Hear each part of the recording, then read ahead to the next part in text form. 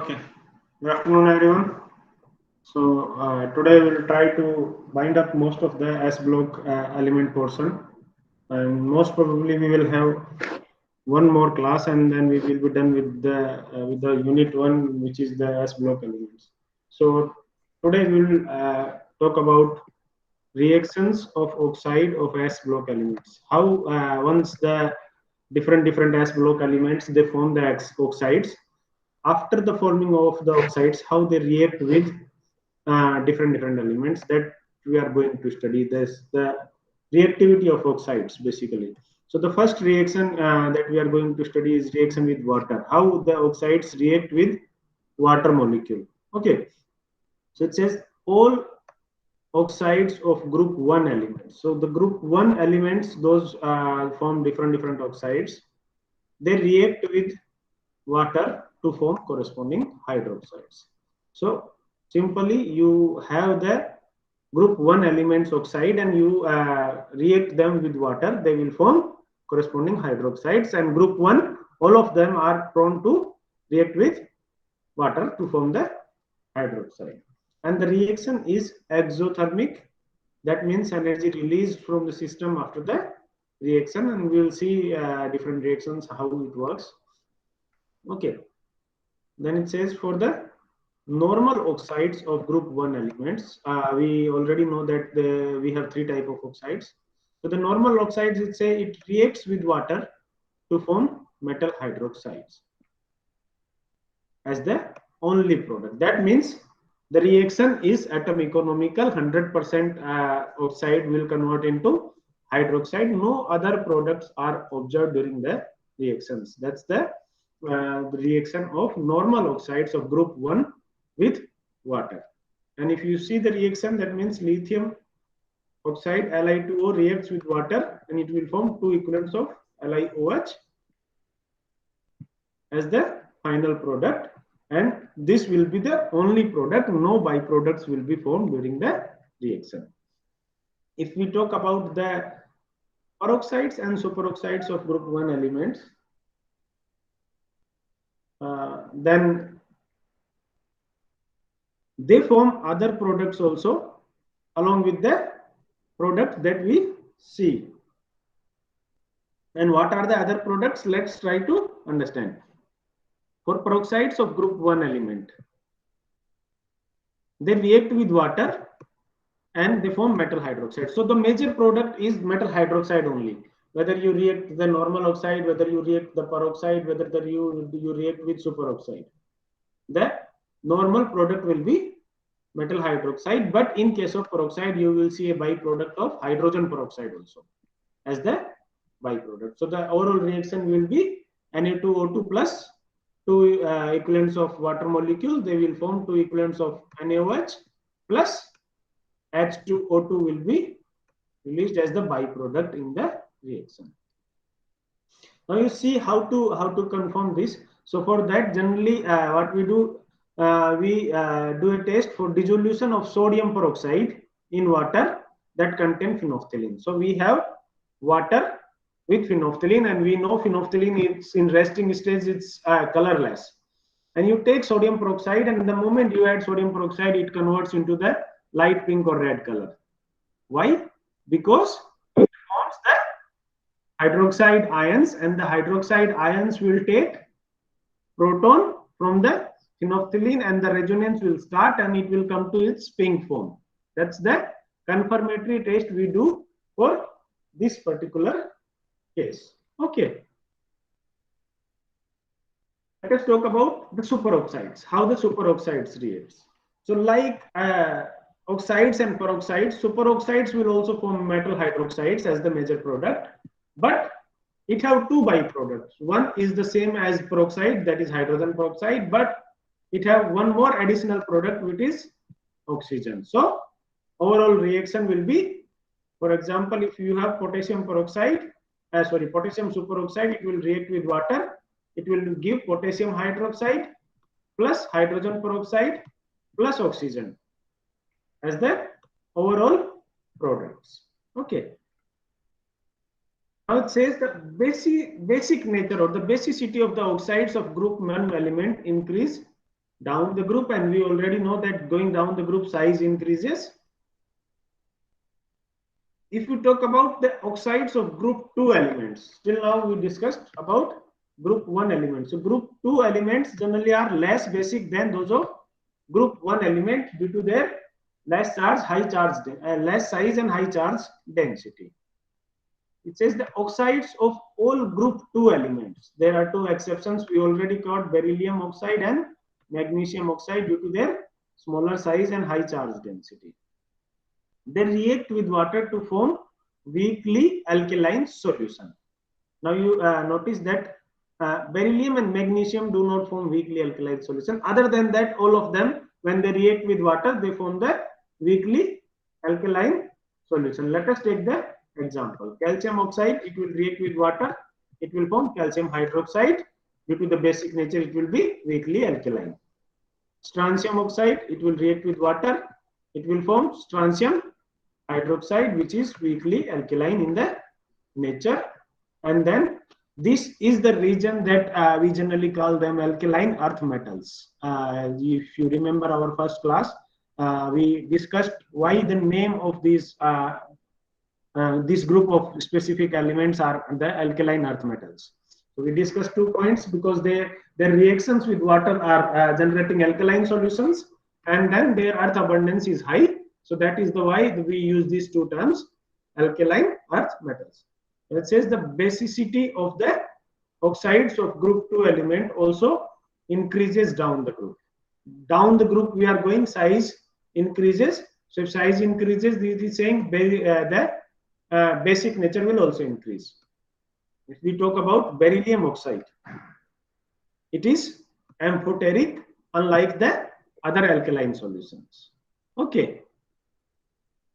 It is almost insoluble in water or in acid. So generally it is not soluble either in the water or in the acid. Both it is insoluble. Its amphoteric nature is shown only in the reactions with its hot, acid and alkalides. So generally, to understand its amphoteric nature, what exactly we need? We need either hot acid or alkalis, where we react them and then we see how the product forms. So for example, if you react barium oxide with 2H plus, that means you have taken hot acid and it will form beryllium 2 plus water. That means it is showing some response with hot acid. On the other hand, when we react it with 2 equivalent of hydroxide ions, which is also hot plus water, it will form 4 equivalents of beryllium hydroxide ion. Beryllite ion generally we call it. And you can see this is why this is amphoteric. When it reacts with hot acid or hot base, it forms the corresponding compounds. It shows reactivity with both of them, but reactions are comparatively slow. Okay. Let us talk about magnesium oxide. How the magnesium oxide is varying from the beryllium and from the other elements in the same group. So it says it is slightly soluble in water. See, the beryllium was not soluble. Remaining bottom to the magnesium all are very good soluble. Magnesium is slightly soluble. It is not very good soluble in the water. Now, but it dissolves in acid to form the salt. Whenever you will dissolve, now see, it is not mentioned as hot acid, means the normal acid generally that we take will be considered. So it is dissolved in the acid to form the salt. Now it says the oxides of other group 2 elements other than beryllium and magnesium, they are soluble in the water. Solubility is very good. Solubility increases down the group, and we already discussed this region. Okay, let us talk about the barium peroxide. In the second group, barium is the one that forms the peroxide ions. So it reacts readily with cold water to form barium hydroxide and hydrogen peroxide. If we see the reaction, barium peroxide will react with water, it will form barium hydroxide and hydrogen peroxide. Let us talk about metal peroxides and metal superoxides, how their reactivity varies. And it says they are strong oxidizing agent. Both metal peroxide and metal superoxides are strong oxidizing agent. Why we are saying this statement? Because this is indicated by their reaction with water. Their reaction with water is giving hydrogen peroxide. That is the proof of their strong oxidizing capacities. If we talk about sodium peroxide, sodium peroxide have tendency to oxidize green chromium hydroxide, which is +3 oxidation state, to yellow sodium chromate. So if you notice, this +3 oxidation state converted into +4 oxidation state by the oxidizing power of sodium peroxide. That indicates the strong oxidizing power of sodium peroxide. Okay. Now let us talk about where they are useful in both qualitative and quantitative analysis. Now this statement is very important, that by using metal peroxides or metal superoxides, we can do qualitative and quantitative analysis of different types. Okay, let us take a reaction. If 2 equivalent of chromium hydroxide reacts with 3 equivalents of Na2O2, it will form 2 equivalents of Na2CrO4, and it will give sodium hydroxide and water as the byproduct. Okay, generally they are very helpful in qualitative and quantitative measures of different analysis that we do in the inorganic chemistry labs. Now next is how they react with dilute acids. First we already covered how they react with water. Now let us see how they react with dilute acids. It says all oxides of group 1. Yes, Ravinder. Sir, most of the S block elements are reducing agent, but there, as we have seen, sodium peroxide is acting as oxidizing agent. So oxides of that elements are oxidizing in nature. Specifically peroxides and superoxides, since they are forming H2O2, they have tendency to act as oxidizing agents. Okay, sir. Yeah, it actually depends on structures and how they behave in the reaction. Both parameters vary at the same time. Okay, so if we talk about all oxides of group 1 and group 2 towards their reactivity in the dilute acids, so it says only beryllium oxide is amphoteric in the nature, others are basic. Okay, and they react readily with dilute acids. So they are basic, the oxides other than beryllium, they are basic in the nature, and they are very prone to reaction with dilute acids. They react readily with the dilute acids. Their normal oxides, now we will discuss about all three. So normal oxides, if we talk about, they neutralize the acid to form salt and water molecule. So if you see one of the reaction, calcium oxide, it will react with 2 equivalents of HCl. It will form a salt of calcium chloride, which is soluble in aqueous solution, and it will give a equivalent of water molecule. So generally these kind of reactions are referred as neutralization reaction. They neutralize the acid to form salt and water in the reaction. If you talk about their peroxides, they react with dilute acids to form salt and hydrogen peroxides. Peroxides, they will react with 2 equivalent of HCl, they will form NaCl and H2O. If you see here also, peroxides are forming H2O2 in the reaction. This indicates they have tendency of acting as strong oxidizing agents. If you talk about their superoxides, they will also react with dilute acids to form salt, hydrogen peroxide and oxygen. Now if you see, mostly this, instead of hydroxide, this form product is chloride when we are reacting with acids instead of water, but the byproducts are same as compared to the reaction with H2O. Number 3 is reaction with dilute alkalis. How they respond to dilute alkalis. So it says, in general, the oxides of S block elements do not react with dilute alkalis. Generally, they itself are very highly basic in the nature, and if they are highly basic in the nature, it is not very uh, good reaction when you react them with the basic elements. So they generally do not prefer to react with dilute alkalis. Then again, beryllium here is behaving differently. So if you notice, in whole elements of S block compounds, lithium, beryllium, and magnesium are you can say problem causing childs. All three are all others are behaving in a normal routine. You can easily, once you know the trends, you can easily predict various properties. But lithium, beryllium, and sometimes magnesium, these three are behaving slightly different than other elements, and wherever they are behaving differently, we have discussed that in detail. So make sure, generally these things are where the questions mostly come, and these things are where there are high chances that you make mistakes.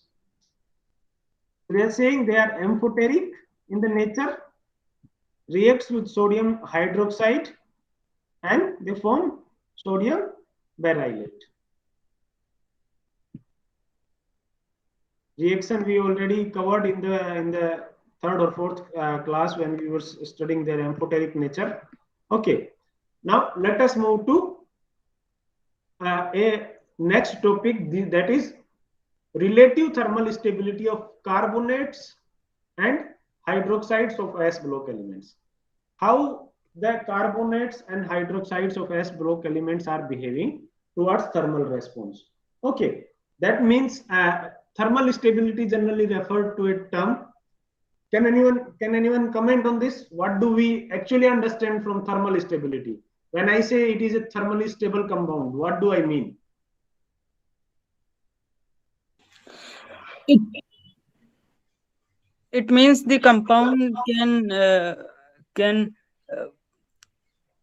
good means have low effect of high temperature or can be sustained at a high temperature. Yeah. So basically, thermal stability referred to how well or how much high temperature a compound can tolerate. That referred as their thermal stability. If you can tolerate a very high amount of temperature, generally the definition given is based on the Bunsen-Burner temperature. Generally, if a compound have capability of tolerating the Bunsen-Burner temperature, that is, you'll see the exact value that is very high. If you can tolerate that much of the temperature and do not decompose. How you identify decomposition? Suppose you have a green compound, a very nice solid green compound of copper.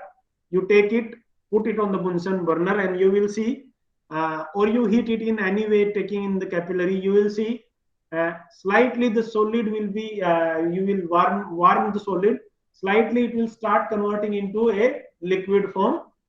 Make sure that that point is its melting point.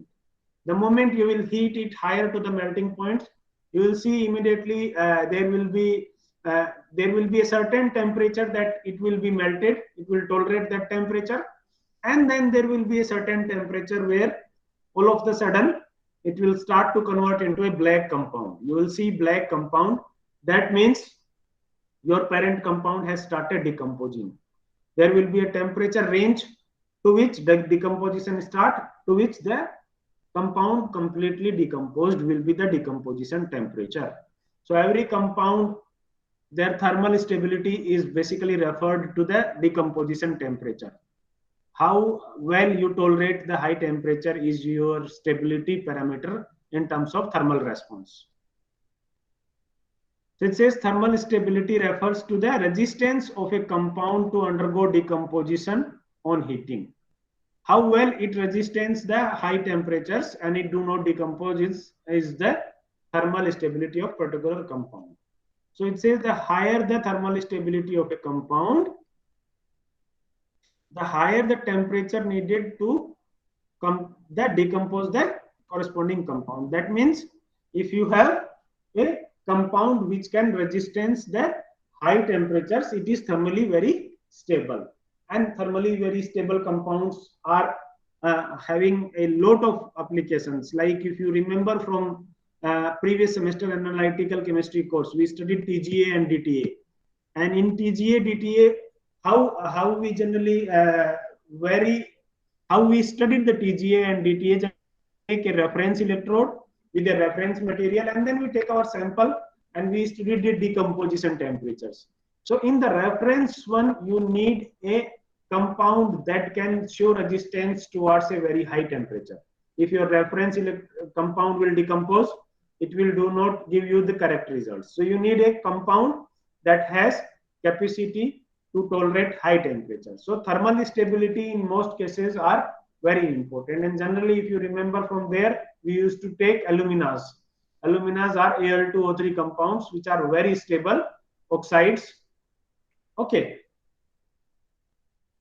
It says a compound is often said to be thermally stable when it is not decomposed to the temperature of normal Bunsen burner. And what is that temperature? It is approximately 1300 K.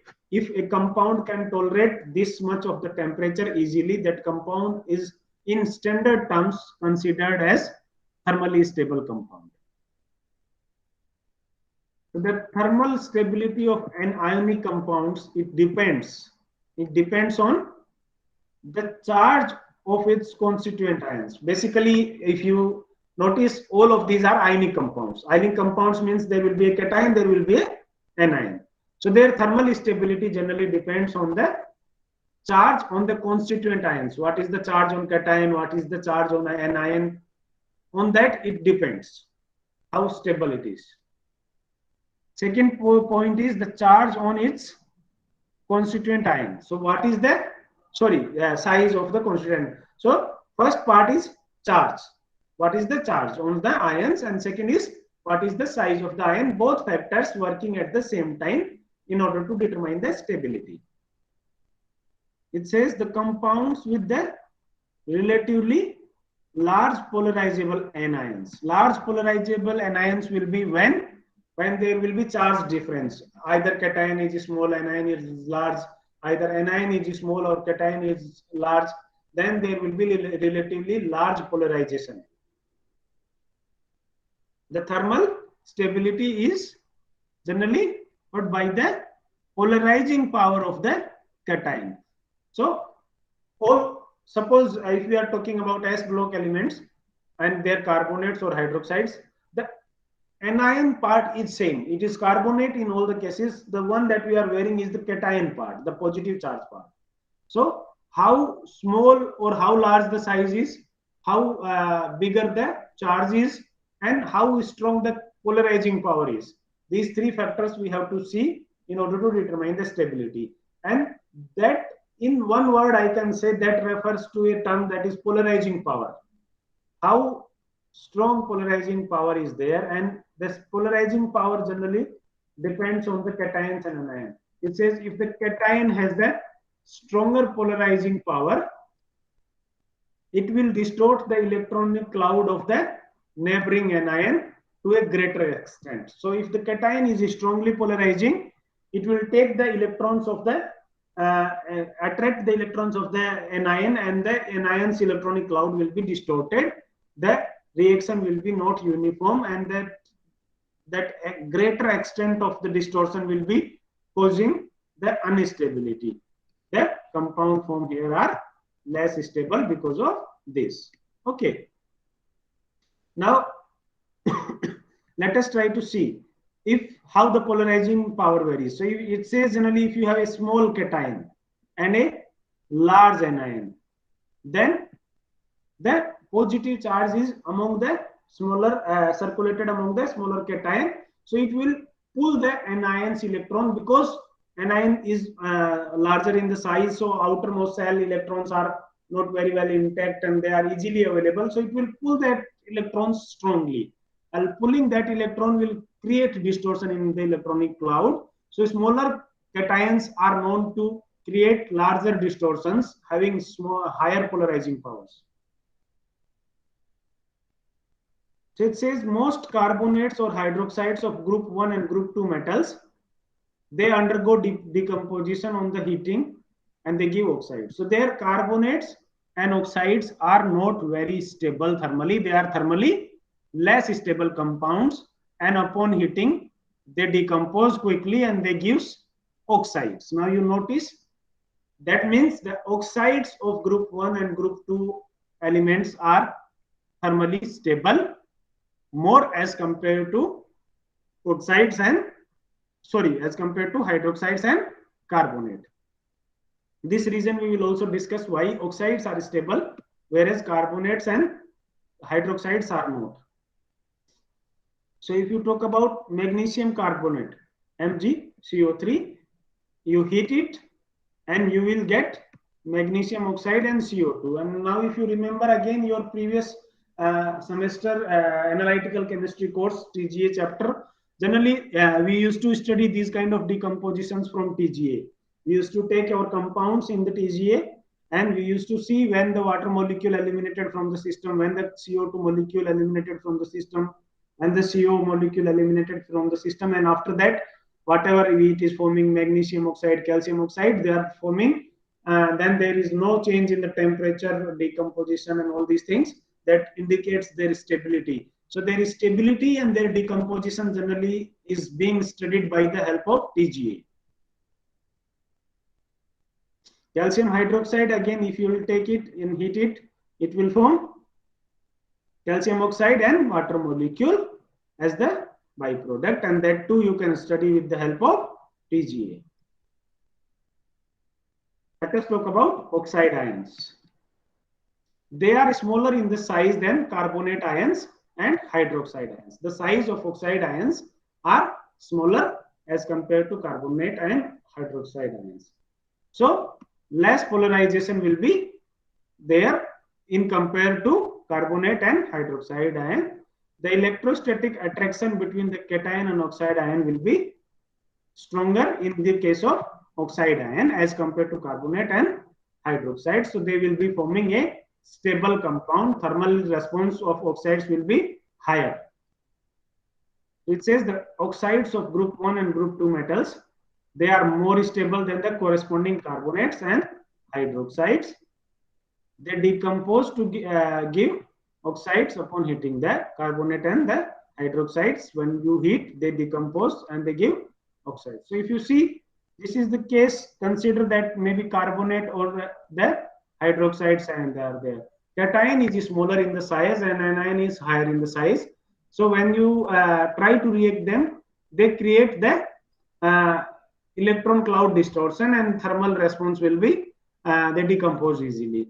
Whereas after decomposition, they will form a oxide ion, which is somehow more comfortable with the cation due to their less size and due to their comparative size with the cation. Less size than the anion, which is carbonate and hydroxide, comparative size with the cation that is in the reaction. So immediately they react, they form the oxide and it will be very stable in the nature. This is the reason that the oxides are thermally stable, the carbonate and the hydroxides are thermally unstable. We talk about group 2 metal ions. They are smaller in the size as compared to group 1. So the charge was also higher and the overall charge distribution will also be higher. Stronger polarizing power as compared to group 1 elements, because now the size is even more smaller, charge is higher. So more pull will be there towards the anion, so the more distortion will be created. Yes, large carbonate ions and hydroxide ions distorts to a greater extent as compared to group 1 elements, and if they will be greatly distorted, then what will happen? More readily undergo thermal decomposition. That is the reason that if we have to compare any group 1 and group 2 elements with respect to the stability or thermal response, group 2 are less stable.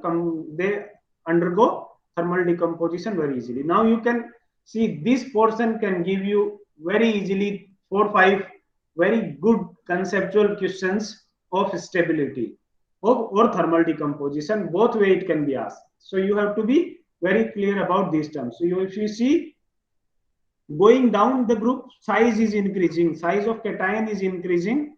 And if you see, if you have a smaller cation, large distortion is there, comparatively higher size, lower distortion.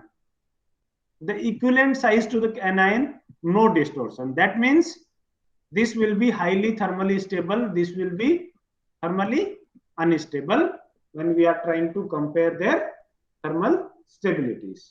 Okay, so let us see what happens going down the each group.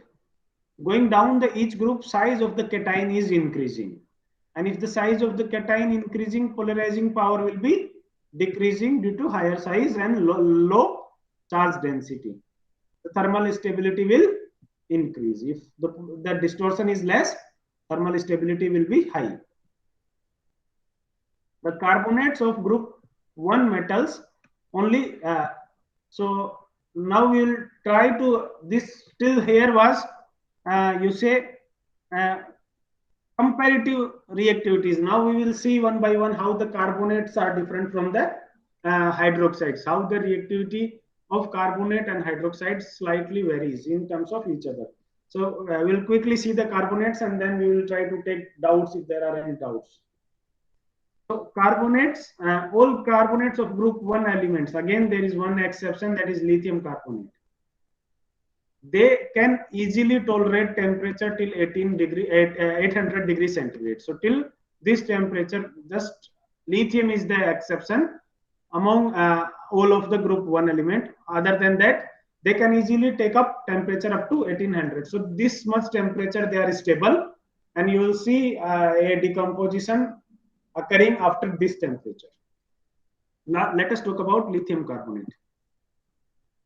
Lithium carbonate, it decomposes 100 almost degree below the other elements. It is decomposed around 700 degree centigrade. For lithium, it forms after decomposition lithium oxide and carbon dioxide. Li2CO3, when you heat it, it will form lithium oxide and CO2 gas. Now let us try to see why lithium carbonate behaving slightly different. It is relatively unstable, and why it is relatively unstable, lithium ion has the smallest size among all of these, and due to the smallest size it will be having higher polarization power, and higher polarization power means the electron cloud will be largely distorted, and because of this it is thermally less stable as compared to the other ions of the same group. Okay, and it will decompose around 1700, whereas the others are decomposing around 700 degree, others are decomposing around 800 degree. Okay, if you talk about group 2 metal ions and their carbonates, they have higher charges compared to group 1, so smaller size, so their polarizing power will be comparatively high as compared to group 1. So electron cloud will be highly distorted, so they have a tendency to decompose readily. So if we have to compare the decomposition, group 1 to group 2, group 2 will be readily decomposed. Among group 2, the one which are on the top will be readily decomposed. Going down, size is increasing, polarizing will decrease, will be stable ones. Let us take the examples, how different they are. If we talk about BeCO3, it only needs 100 degrees centigrade to form barium oxide and CO2. Now you see, it is very smaller in the size, higher charge, so polarization will be higher, lot of distortion will be there. So only 100 degree centigrade is required to form the barium oxide, to decompose barium carbonate to beryllium carbonate to beryllium oxide. If we go to magnesium, it will be taking temperature up to 540 degrees centigrade to form the magnesium oxide. Go down, calcium 900 as compared to first to very high, almost double to the second. Go to down, strontium 1290 degree centigrade, and then finally barium is even higher, around 1400 degrees centigrade. You can see going down the group, size is increasing, so the polarization power is decreasing, and that much decrease is there. That property changed drastically from 100 degree to 1400 degree difference is there. Okay, so this is all about the carbonates of group 1 and group 2 and how their properties varies. In the next class, we'll try to study hydroxides, and then we will bind up quickly the S block elements. Now, are there any doubts in whatever we have studied till now? Uh, Sir, Yes, Ravinder. sir, you said oxides are smaller than carbonate and hydroxide ions. So Yes. oxides will have high polarization of anion. Then thermal stability will be lower for oxide ions. Am I right? No, no, no. Opposite. See, there are two things. Cation is varying, anion is varying. So if cation is small, anion is large. On the other hand, if anion is small, cation is large. That is the case where higher polarization will be there because their size are not similar. Suppose a smaller cation is there. Smaller cation is known to create higher polarization because very small size is holding up lot of charge. So it will take electrons very strongly, and that is the case where the smaller size carbonates are very easily decomposed. For example, BeCO3. But on the other hand, once they decompose, they are converting into oxides. Now we are comparing the anion, carbonate anion and oxide anion. Carbonate anions are bigger in the size, whereas the oxide anions are smaller in the size. So beryllium is also already small, cation is already small, now anion is also small. So smalls are the one which like each other. There will be no distortion now because same amount of cation is holding same amount of charge density, same amount of anion is holding same amount of charge density. So either less distortion or no distortion, they will be making a stable compound because no stronger polarization is observed. That is the reason actually. I hope I'm clear. Yes, sir. Okay. Any other doubts? Okay, so if there are no doubts, then we will meet in the next class. Today I will share